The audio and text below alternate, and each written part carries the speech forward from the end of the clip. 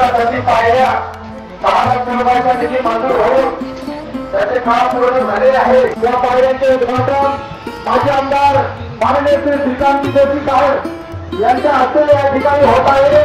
तरी त्यांचे मनापासून गावकऱ्यांकडे हार्दिक ते बगडी हा रस्ता पूर्णत्वास आला ते तुमच्या आमच्या सर्वांचे स्नेही सन्माननीय माजी आमदार आदरणीय श्रीकांत जोशी दादा उपस्थित आहेत।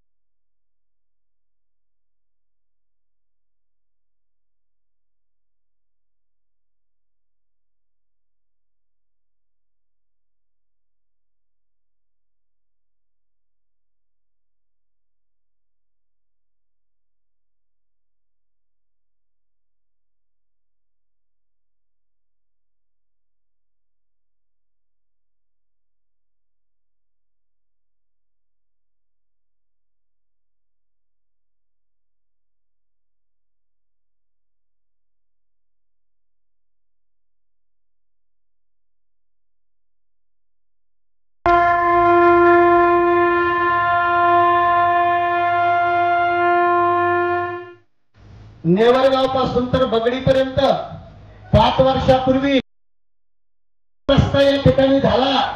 तो गुडगुडीत रस्ता करण्याचं काम ज्या महनी व्यक्तीने केलं ती महनी व्यक्ती म्हणजे माजी आमदार आदरणीय श्रीकांत जोशी दादा आपल्या समोर जोरदार टाळ्या वाजवून त्यांचं आपण स्वागत करू।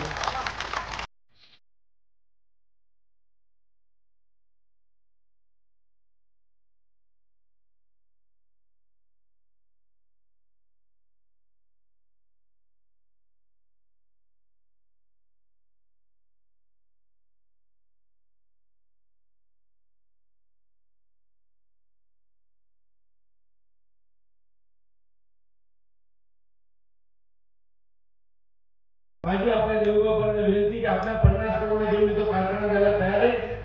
किमान आपण प्रत्येकाने 5-5, 10 लाख रुपयाचे शेअर जमा करावे। 2-4 कोटीचे शेअर जमा झाले, जागा झाली की आपण निश्चितपणे तो कारखाना टाकू।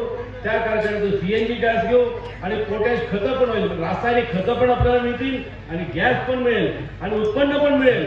शेतकऱ्यांना उत्पन्न, महिलांना गॅस आणि शेतात काम करणाऱ्या गड्याला फुकटाचं खत, फुकटाचं म्हणजे रासायनिक खत बाहेर विकत आणायची गरज नाही। युरिया ज्याच्यातून आपली शेती खराब होते, ज्याच्यातून आपल्याला कॅन्सर सारखे रोग करतात, असे युरिया सारखे आणि पेस्टिसाइड सारख्या गोष्टी वापरायच्या ऐवजी आपल्याला निसर्गाने देवानी साक्षात संकटेश्वर भगवाननी जे दिलेले तेच आपण नीट वापरलं तर आपली तब्येत चांगली राहील।